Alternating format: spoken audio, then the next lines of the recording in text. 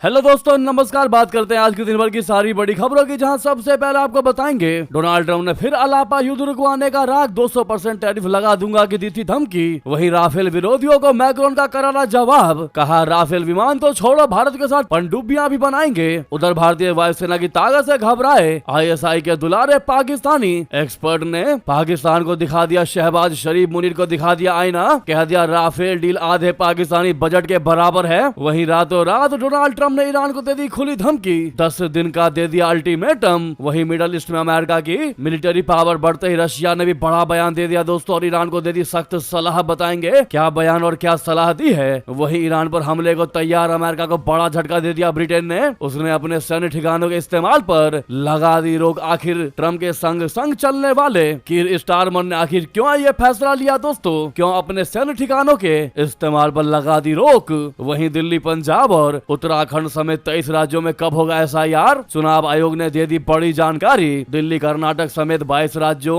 केंद्र शासित प्रदेशों में एसआईआर की बड़ी घोषणा। आज एक से एक और बेहतरीन खबरें आपको बताने वाले हैं, बस आप वीडियो के अंत तक बने रहिएगा। और खबरों में आगे बढ़ने से पहले भारत की विदेश नीति और कूटनीति का दिल से समर्थन करते हैं तो वीडियो को लाइक करके इस चैनल को सब्सक्राइब करके बेल आइकन दबा के कमेंट में जय हिंद अवश्य कहिएगा। बात करें पहली सबसे बड़ी खबर की, जहां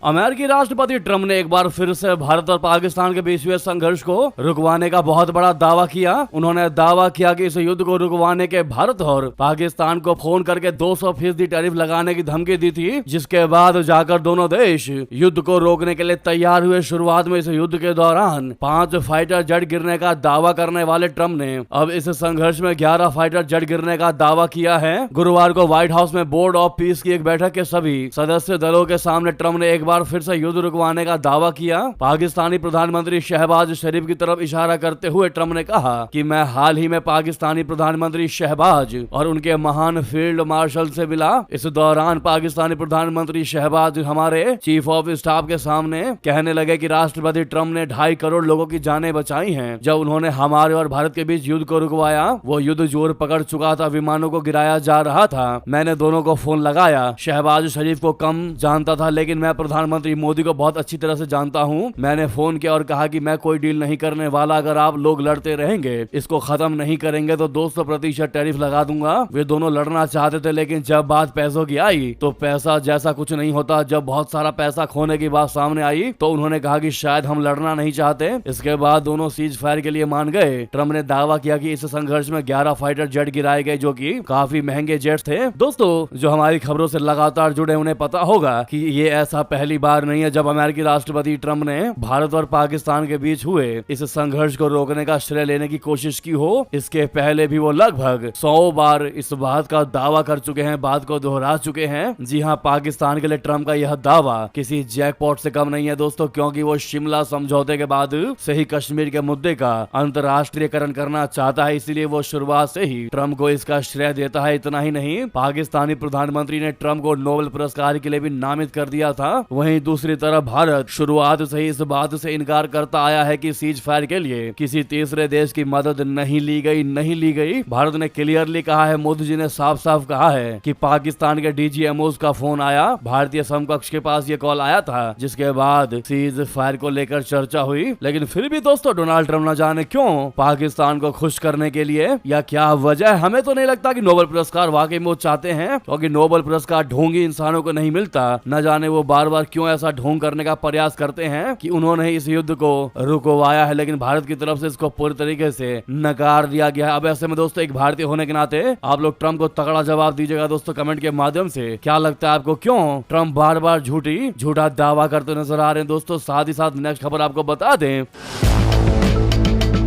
राफेल डील की आलोचना को फ्रांस के राष्ट्रपति इमैनुअल मैक्रोन ने समझ से परे बताते हुए दावा किया कि इससे लाभ निश्चित तौर पर भारत को ही होगा। इंडिया एआई इंपैक्ट समिट में शिरकत कर रहे मैक्रोन ने आईएएनएस के सवालों का जवाब देते हुए इस डील के फायदे गिनाए। मैक्रोन ने भारत फ्रांस संबंधों को बहुत मजबूत और जरूरी बताया। उन्होंने कहा कि हमारी साझेदारी केवल रणनीतिक नहीं है, बल्कि उससे एक कदम आगे बढ़कर मैं कहूंगी कि ये विशेष ग्लोबल स्ट्रेटेजिक पार्टनरशिप है। फ्रांस के राष्ट्रपति इमैनुअल मैक्रोन गुरुवार को भारत भारत मंडपम के मेन हॉल में हुए उद्घाटन समारोह का हिस्सा बने। उनके साथ संयुक्त राष्ट्र के महासचिव भी थे। इसके बाद उन्होंने इंडिया एआई इंपैक्ट एक्सपो का दौरा किया। IANS से खास बात करते हुए उन्होंने आपसी सहयोग को दोनों देशों के लिए बहुत जरूरी बताया। उन्होंने कहा कि साफ है कि भारत के साथ सहयोग बेहतर हो रहा है और हम सहयोग के एक नए दौर में प्रवेश कर रहे हैं। मैक्रोन ने आगे कहा कि हम लगातार स्वदेशी कंपोनेंट्स बढ़ा रहे हैं। ये कंपनी और आपकी सरकार के बीच चल रही बातचीत का हिस्सा है। मैक्रोन से जब राफेल को लेकर सवाल पूछा गया तो उन्होंने कहा कि मुझे नहीं पता कि लोग इसकी आलोचना क्यों करते हैं, लेकिन इससे आपके देश को ही मजबूती मिलेगी। हमारे स्ट्रेटेजिक रिश्ते और गहरे होंगे और भारत में रोजगार का सृजन होगा। भारत फ्रांस रक्षा सहयोग की सराहना करते हुए मैक्रोन ने कहा कि हम इस बात के लिए बेहद प्रतिबद्ध है कि अधिकतम मेड इन इंडिया यानी भारतीय पुर्जों का इस्तेमाल हो और अधिक से अधिक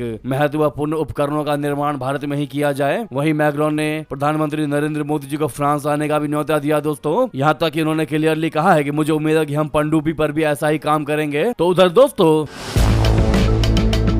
राफेल डील आधे पाकिस्तानी बजट के बराबर है। जी हाँ, भारतीय वायुसेना की ताकत से घबराए ISI के दुलारे पाकिस्तानी एक्सपर्ट कमर चीमा का सबसे बड़ा बयान दोस्तों। भारत के फ्रांस से 114 लड़ाकू विमान खरीदने के फैसले ने पाकिस्तान की चिंता बढ़ा दी है। फ्रांस भारत के रक्षा संबंधों और फ्रांसीसी प्रेसिडेंट इमैनुअल मैक्रोन के दिल्ली दौरे पर पाकिस्तानी टिप्पणीकार कमर चीमा ने प्रतिक्रिया दी है। कमर चीमा का कहना है कि फ्रांस और भारत के बेहतर होते रिश्तों को मैक्रोन और PM मोदी के बयानों से समझा जा सकता है। भारत जिस तरह से फ्रांस की मदद से अपनी वायुसेना की ताकत बढ़ा रहा है उसे पाकिस्तान नजरअंदाज नहीं कर सकता। भारत ने ऐसी डील की है जिसमें पाकिस्तान का आधा बजट चला जाएगा। जी हां, AI समिट में शामिल होने के लिए इमैनुअल मैक्रोन के भारत आने पर कमर चीमा ने कहा कि फ्रांस और भारत के रिश्ते पहले से बहुत बेहतर हुए हैं, ये बल्कि और अच्छे होते जा रहे हैं। फ्रांस के राष्ट्रपति AI समिट के लिए भारत आए हैं, उनको नरेंद्र मोदी ने अपना दोस्त कहा है। मैक्रोन की ओर से अच्छी अच्छी बातें हो रही हैं। ये दिखाता है कि किस तरह की बॉन्डिंग दोनों के बीच है। दोस्तों ISI के करीबी कमर चीमा ने अपने वीडियो में कहा कि भारत अपने राफेल जेट के बेड़े को बढ़ाने जा रहा है। भारत ने फ्रांस से 28 अरब डॉलर में 114 राफेल जेट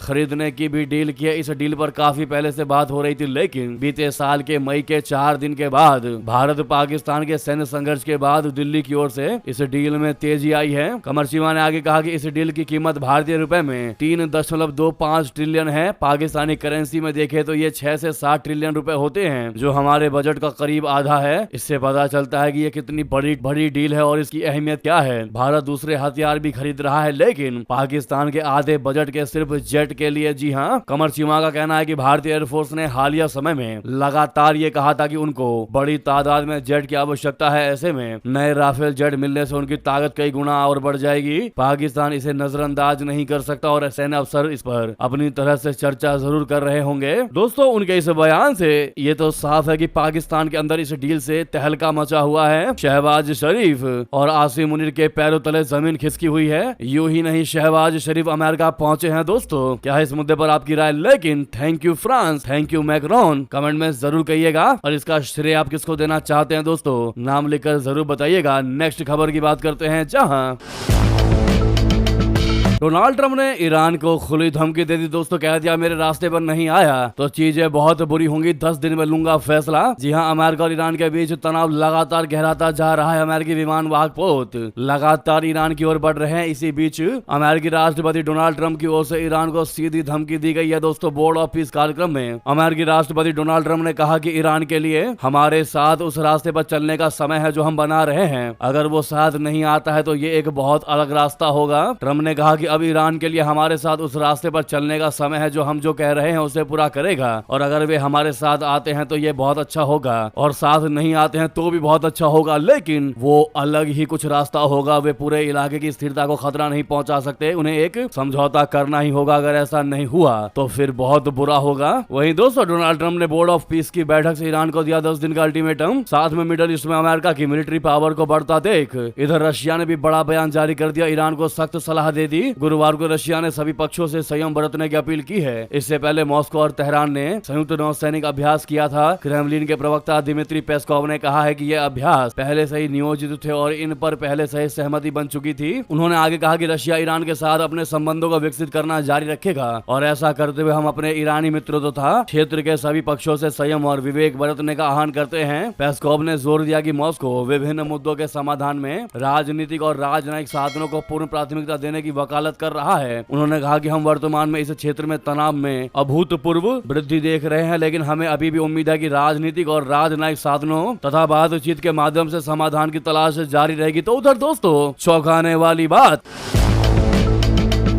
इधर ब्रिटेन ने अपने सैन्य ठिकानों के इस्तेमाल पर लगा दी रोक, दिया अमेरिका को बहुत बड़ा झटका। दोस्तों ईरान पर हमले को तैयार अमेरिका को ब्रिटेन ने बहुत बड़ा झटका दिया। द टाइम्स की रिपोर्ट के अनुसार यूनाइटेड किंगडम ने अमेरिका को ईरान के खिलाफ संभावित हमले के लिए ब्रिटिश मिलिट्री बेस के इस्तेमाल की इजाजत देने से साफ साफ मना कर दिया है। इस फैसले से अमेरिका और यूनाइटेड किंगडम में तनाव बढ़ गया है दोस्तों। तो वहीं अमेरिकी राष्ट्रपति ट्रंप ने इसके लिए यूनाइटेड किंगडम की आलोचना भी कर दी। पहले आपको बता दें, द टाइम्स की रिपोर्ट में जानकारी दी गई है कि पुराने समझौते के तहत अमेरिकी एयरक्राफ्ट ग्लॉस्टर शायर में RAF फेयरफोर्स से और हिंद महासागर में जिएगो गार्जिया से सिर्फ ब्रिटिश सरकार से पहले से मंजूरी मिलने पर ही ऑपरेट कर सकते हैं। हालांकि ब्रिटेन ने ईरान के खिलाफ किसी भी काल्पनिक कार्रवाई के लिए यह इजाजत नहीं दी है। ब्रिटेन ने कहा है कि बिना किसी साफ कानूनी वजह से हमले में हिस्सा लेना अंतरराष्ट्रीय कानून का उल्लंघन हो सकता है। ट्रंप ने यूनाइटेड किंगडम के इस फैसले की आलोचना की है। इसके साथ ही उन्होंने यूनाइटेड किंगडम के 2025 के समझौते पर भी हमला किया, जिसमें जिएगो गार्जिया और Chagos islands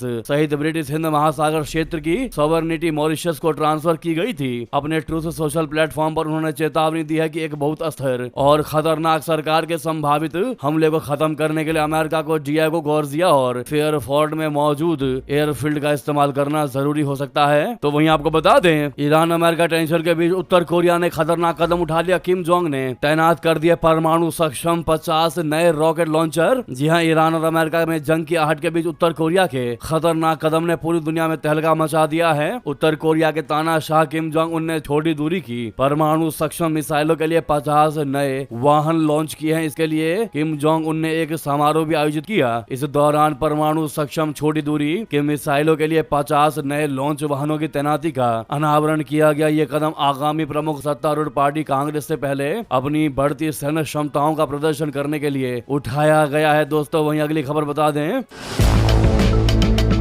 Gaza piece board में बिना एजेंडा पहुंचे शहबाज शरीफ। पाकिस्तान की हुई जमकर बेइज्जती हालत देखकर ट्रंप को भी आ गई दया। दोस्तों पाकिस्तान के अंतर्राष्ट्रीय कूटनीति के लिए वॉशिंगटन से आई खबरें किसी बुरे सपने से कम नहीं है। एक तरफ जहां प्रधानमंत्री शहबाज शरीफ बड़ी उम्मीदों के साथ गाजा पीस बोर्ड की पहली बैठक में शामिल होने पहुंचे, वहीं दूसरी तरफ वहां से आई तस्वीरें और रिपोर्ट्स ने पाकिस्तान की डिप्लोमेटिक हैसियत की पोल खोल कर रख दी। जी हाँ, वॉशिंगटन के गलियारों में चर्चा है कि पाकिस्तान के वजीर आजम वहाँ खुद को बेहद असहज और अलग थलग महसूस कर रहे थे। उन्हें दुनिया के बड़े बड़े लीडर्स भाव तक नहीं दे रहे थे। न्यूज़ 18 की एक्सक्लूसिव रिपोर्ट की जानकारी के मुताबिक वॉशिंगटन में आयोजित बोर्ड ऑफ पीस की पहली औपचारिक बैठक में पाकिस्तान को वो तवज्जो नहीं मिली जिसकी उसे उम्मीद थी। बोर्ड की ग्रुप फोटो के दौरान शहबाज शरीफ को बीच की जगह नहीं मिली, जहां डोनाल्ड ट्रंप के ठीक पीछे सऊदी अरबिया, इंडोनेशिया और कतर जैसे देशों के नेता शान से खड़े थे। वहीं शहबाज शरीफ भीड़ में एक तरफ किनारे खड़े नजर आए। डिप्लोमेटिक सूत्रों का दावा है कि पूरी कार्रवाई के दौरान शहबाज शरीफ का बर्ताव काफी अजीब था और वे काफी चिंतित नजर आ रहे थे। कूटनीतिक हलकों में यह चर्चा आम है कि पाकिस्तान के पास गाजा संकट को लेकर कोई साफ एजेंडा है ही नहीं, कोई साफ एजेंडा था ही नहीं। जी हाँ दोस्तों, पीस बोर्ड चाहता है कि सदस्य देश गाजा में शांति सेना के लिए अपने हजारों जवान वहां भेजे। इंडोनेशिया ने तो अपनी प्रतिबद्धता भी जता दी है, लेकिन पाकिस्तान पहले वादा करने के बाद अब पीछे हटता दिख रहा है। सूत्र बताते हैं कि इसे दो मुंहेपन की वजह से अमेरिका में पाकिस्तान को भारी शर्मिंदगी का सामना करना पड़ सकता है। जब शहबाज शरीफ खुद को उपेक्षित महसूस कर रहे थे, तब डोनाल्ड ट्रंप ने मंच से उन पर कमेंट करके माहौल को थोड़ा सा हल्का करने की कोशिश की। ट्रंप ने शहबाज शरीफ की तरफ इशारा करते हुए कहा कि आई लाइक दिस गाय। तो वहीं आपको बता दें अगली बेहतरीन खबर, बांग्लादेश से वीजा सेवाएं होंगी बहाल। तारिक रहमान राज में भारत से सुधरेंगे रिश्ते। जी हां, बांग्लादेश में तारिक रहमान की ताजपोशी के बाद नई दिल्ली और ढाका के बीच तनावपूर्ण संबंध कम हो सकते हैं। भारत ने संकेत दिया है कि वो जल्द ही बांग्लादेश में पूरी वीजा सर्विस बहाल करेगा। बांग्लादेशी मीडिया आउटलेट्स की रिपोर्ट के अनुसार सिलहट में भारत के सीनियर कॉन्सुलर अधिकारी अनिरुद्ध दास ने कहा कि सभी वीजा सर्विस को पूरी तरह बहाल करने के लिए कदम उठाए जा रहे हैं। गुरुवार को सिलहट डिस्ट्रिक्ट प्रेस क्लब में बोलते हुए दास ने पुष्टि की है कि सर्विस पहले पहले से ही उन सीमित कैटेगरी से आगे बढ़ रही है जो चालू थी। अधिकारी ने कहा कि मेडिकल और डबल एंट्री वीजा अब जारी किए जा रहे हैं और ट्रैवल वीजा सहित दूसरी कैटेगरी को फिर से शुरू करने के लिए कदम उठाए जा रहे हैं। उन्होंने इस कदम के पीछे बड़े इरादे को रेखांकित किया और इस बात पर जोर दिया कि द्विपक्षीय संबंध साझा मूल्य और आपसी सम्मान पर टिके हैं। देश रूपांतर के अनुसार भारत बांग्लादेश के बीच संबंध आपसी आदर और सम्मान पर आधारित है। तो वहीं आपको बता दें, एआई समिट में भारत ने बनाया गिनीज वर्ल्ड रिकॉर्ड, मिले 2.5 लाख से अधिक एआई रिस्पॉन्सिबिलिटी प्लेज। जी हाँ, दिल्ली में भारत मंडपम में इंडिया एआई इम्पैक्ट समिट 2026 का आयोजन किया जा रहा है, जिसमें देश दुनिया के तमाम टॉप टेक एक्सपर्ट शिरकत करने पहुंचे हैं। इस दौरान भारत ने एक रिकॉर्ड अपने नाम किया। दोस्तों, केंद्रीय मंत्री अश्विनी वैष्णव जी ने घोषणा किया कि भारत ने 24 घंटे में एआई जिम्मेदारी अभियान के लिए सबसे अधिक संकल्प प्राप्त करने का गिनीज वर्ल्ड रिकॉर्ड हासिल किया है। ऑफिशियल बयान के अनुसार भारत ने 16 से 17 फरवरी 2026 को 24 घंटे की अवधि में कुल 2,50,946 वैध संकल्प प्राप्त कर यह खिताब अपने नाम किया है। आईटी मंत्रालय ने बताया है कि यह देशव्यापी एआई रिस्पॉन्सिबिलिटी प्लेज अभियान 16 फरवरी को इंडिया एआई मिशन के तहत इंटेल इंडिया के सहयोग से शुरू किया गया था, जिसके तहत नागरिकों को aiplace.indiaai.gov.in पोर्टल के माध्यम से आर्टिफिशियल इंटेलिजेंस के नैतिक, समावेशी और जिम्मेदार उपयोग का संकल्प लेने के लिए आमंत्रित किया गया था।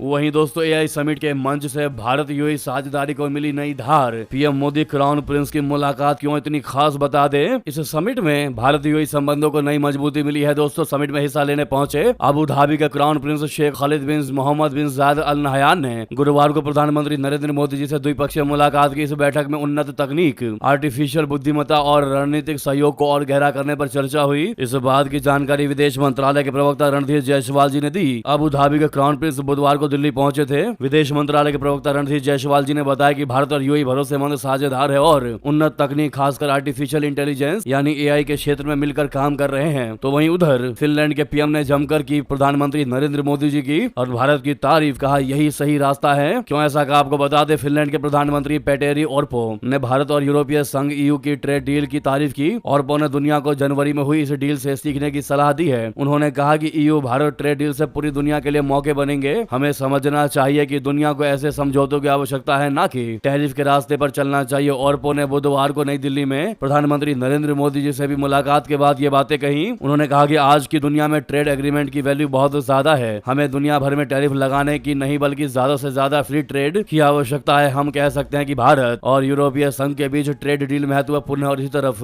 दुनिया को कदम बढ़ाने चाहिए। वहीं बता दें,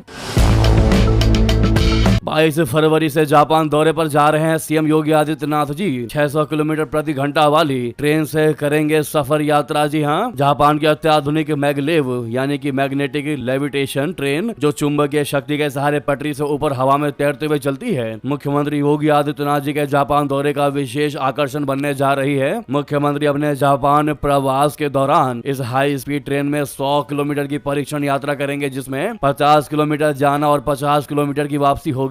मैगलेव ट्रेन का आधुनिक परिवहन का भविष्य माना जा रहा है। चुंबकीय तकनीक के कारण ट्रेन और ट्रैक के बीच प्रत्यक्ष संपर्क समाप्त हो जाता है, जिससे घर्षण लगभग शून्य हो जाता है। यही कारण है कि यह ट्रेन 600 किलोमीटर प्रति घंटे से अधिक की गति हासिल करने में सक्षम है। जापान टोक्यो से नागोया के बीच मैगलेव कॉरिडोर को वर्ष 2027 तक शुरू करने की दिशा में तेजी से कार्य कर रहा है, जिसके बाद दोनों शहरों के बीच यात्रा समय आधे से भी कम रह जाएगा। मुख्यमंत्री योगी आदित्यनाथ जी 22 फरवरी को लखनऊ से सिंगापुर के लिए रवाना होंगे। फिर 23 से 24 फरवरी को वो विभिन्न बैठकों कार्यक्रमों में शामिल होंगे। वहीं 25 से 26 को मुख्यमंत्री आदित्यनाथ जी जापान में रहेंगे, जहां वो विभिन्न कार्यक्रम में शामिल होंगे। ऐसे में happy journey CM Yogi ji, comment में अवश्य कहिएगा। दोस्तों, नेक्स्ट खबर बता दें, भारत वेस्ट बैंक में इजरायल के एक तरफा फैसलों की निंदा करने वालों में हुआ शामिल। जी हाँ, भारत उन 100 से अधिक देशों और वैश्विक संगठनों में शुमार हो गया है जिन्होंने वेस्ट बैंक में इजरायल के एक तरफा फैसलों और इसकी अवैध उपस्थिति को बढ़ाने के उद्देश्य से उठाए गए कदमों की निंदा की है। बुधवार को संयुक्त राष्ट्र में फलस्तीन के स्थायी पर्यवेक्षक मिशन ने 100 देशों और संगठनों की ओर से एक बयान जारी कर इजरायल के एक तरफा कदमों की निंदा की और कब्जे का विरोध किया। बयान के अनुसार हस्ताक्षरकर्ताओं ने वेस्ट बैंक में इजरायल की अवैध उपस्थिति को बढ़ाने के उद्देश्य से इजरायल के एक तरफा फैसलों और कदमों की कड़ी निंदा की है। बयान में कहा गया है कि ऐसे फैसले अंतर्राष्ट्रीय कानून के तहत इजरायल के दायित्वों के विपरीत है और उन्हें तुरंत वापस लिया जाना चाहिए। हम इस संबंध में किसी भी प्रकार के कब्जे के प्रति अपने कड़े विरोध को रेखांकित करते हैं। जी हाँ, वहीं आपको बता दें जैश के बाद लश्कर बनाएगा महिला आतंकी। जी हाँ, ट्रेनिंग के लिए पाकिस्तान में खुलेंगे 2 कैंप्स। जी हाँ, पाकिस्तानी आतंकी संगठन लश्कर-ए-तैयबा की नई साजिश का नया खुलासा हुआ है। जी हाँ, लश्कर-ए-तैयबा जल्द ही 2 महिला ट्रेनिंग कैंप खोलने जा रहा है। इन दोनों ही महिला ट्रेनिंग कैंप को मरकज के रूप में तैयार करने का प्रस्ताव है, जहां पर OGW यानी ओवर ग्राउंड वर्कर के तौर पर तंजीम के लिए काम करने की ट्रेनिंग दी जाएगी। इस खुलासे के बाद सुरक्षा एजेंसियां एक्टिव हो गई हैं। जानकारी के अनुसार लश्कर-ए-तैयबा महिलाओं के लिए विशेष रूप से 2 नए प्रशिक्षण केंद्र यानी मरकज स्थापित कर रहा है। इन केंद्रों में महिलाओं को संगठन से जुड़ी विभिन्न गतिविधियों के लिए प्रशिक्षित किया जाएगा। वहीं बता दें नेपाल फिर सुलग सकता है। PM सुशीला कार्की ने विद्रोह पार्ट 2 लेकर जारी की है चेतावनी। दोस्तों, नेपाल के अंतरिम प्रधानमंत्री सुशीला कार्की ने गुरुवार को चेतावनी दी है कि युवाओं की नाराजगी को दूर करने में नाकाम रहने पर देश में एक और बगावत हो सकती है। काठमांडू में नेपाली आर्मी पवेलियन में 76वें डेमोक्रेसी डे सेलिब्रेशन पर बोलते हुए उन्होंने कहा कि डेमोक्रेसी को रिजल्ट देने चाहिए, नागरिकों के अधिकारों की रक्षा करनी चाहिए और जवाबदेही पक्की करनी चाहिए। PM कार्की की चेतावनी 5 मार्च को होने वाले आम चुनाव से पहले आई है। इस बीच नेपाल के पूर्व राजा ज्ञानेंद्र शाह ने राजशाही की वापसी की मांग करते हुए कहा है कि अगर हम नेपाल के राष्ट्रीय संकट को सुलझाए बिना चुनाव में जाते हैं तो इससे और ज्यादा झगड़े हो सकते हैं। उधर नेपाल में अब छिप नहीं पाएंगे भारतीय अपराधी। दोनों देशों में बड़ा समझौता। FATF से काठमांडू को मिलेगी बड़ी राहत। दोस्तों, भारत के अपराधी अक्सर अपराध करने के बाद नेपाल भाग जाते हैं। यही नहीं, नेपाल के अंदर पाकिस्तानी खुफिया एजेंसी ISI का पूरा नेटवर्क मौजूद है जो जाली नोटों के कारोबार को बढ़ावा देता है। इससे नेपाल भारत विरोधी तत्वों का अड्डा बन गया है। अब कई सालों की बातचीत के बाद नेपाल और भारत के बीच आपराधिक मामलों में आपसी कानूनी सहायता समझौता हो गया है। इससे अब दोनों देश आपराधिक जांच और कानूनी प्रक्रिया के मामले में एक दूसरे की मदद करेंगे। इस समझौते पर काठमांडू में हस्ताक्षर किया गया। नेपाल इस समय फाइनेंशियल एक्शन टास्क फोर्स यानी FATF के ग्रे लिस्ट में है और उसे उम्मीद है कि इस समझौते के बाद वो इससे निकल सकेगा। नेपाल ने इसी तरह का समझौता एक और पड़ोसी देश चाइना के साथ भी किया हुआ है। दोस्तों, वहीं बता दें दिल्ली, पंजाब और उत्तराखंड समेत 23 राज्यों में कब होगा SIR, क्या बताया चुनाव आयोग ने, बता दें। चुनाव आयोग ने गुरुवार को देश भर में स्पेशल इंटेंसिव रिवीजन की घोषणा कर दी है। चुनाव आयोग के सचिव पवन दीवान ने 22 राज्यों और केंद्र शासित प्रदेशों के मुख्य निर्वाचन अधिकारियों CEO को लेटर लिखकर SIR से जुड़ी तैयारी का काम जल्द से जल्द पूरा करने के लिए कहा है। चुनाव आयोग ने लेटर में बताया है कि दिल्ली, कर्नाटक सहित शेष 22 राज्यों और केंद्र शासित प्रदेशों में SIR प्रक्रिया अप्रैल से शुरू होने की उम्मीद है। लेटर में आगे कहा गया है कि चुनाव आयोग ने पिछले साल 24 जून को आदेश दिया था कि पूरे देश में SIR किया जाएगा। चुनाव आयोग ने पहले फेज में बिहार में SIR करवाया था। दूसरे फेज के तहत 12 राज्यों और केंद्र शासित प्रदेशों में 28 अक्टूबर 2025 में SIR जारी है। असम में SIR के बजाय स्पेशल रिवीजन 10 फरवरी को पूरा किया गया था। चुनाव आयोग ने आंध्र प्रदेश, अरुणाचल प्रदेश, चंडीगढ़, दादरा और नगर हवेली तथा दमन व दीप, हरियाणा, हिमाचल प्रदेश, जम्मू और कश्मीर, झारखंड, कर्नाटक, लद्दाख, महाराष्ट्र, मणिपुर, मेघालय, मिजोरम, नागालैंड, राष्ट्रीय निर्वाचन क्षेत्र NCT, दिल्ली, ओडिशा, पंजाब, सिक्किम, त्रिपुरा, तेलंगाना और उत्तराखंड के मुख्य चुनाव अधिकारी को पत्र भेजकर विशेष गहन पुनरीक्षण की तैयारी पूरी करने की प्रक्रिया को लेकर निर्देश जारी किया है। आयोग ने कह दिया है कि चूंकि उपरोक्त राज्यों या केंद्र शासित प्रदेशों में विशेष गहन संशोधन SIR अप्रैल 2026 से शुरू होने की उम्मीद है, इसीलिए अनुरोध है कि SIR से संबंधित तैयारी का काम जल्द से जल्द पूरा हो। ऐसे में दोस्तों, क्या आपके राज्य में SIR पूरा हो चुका है? आप किस राज्य से आते हैं? दोस्तों, अपने अपने राज्य का नाम कमेंट में जरूर लिखकर बताइएगा। इसी बीच ये की सारी बड़ी जानकारी आपको खबर कैसी लगी जरूर कमेंट करके बताइएगा। लगे हाथों इस वीडियो को लाइक करके, चैनल को सब्सक्राइब करके, बेल आइकन दबा के कमेंट में जय हिंद अवश्य कह दीजिएगा। मिलते अगली बड़ी खबर में। यहाँ तक बने रहने के लिए आप सभी का बहुत बहुत धन्यवाद, बहुत बहुत आभार। जय हिंद, जय भारत।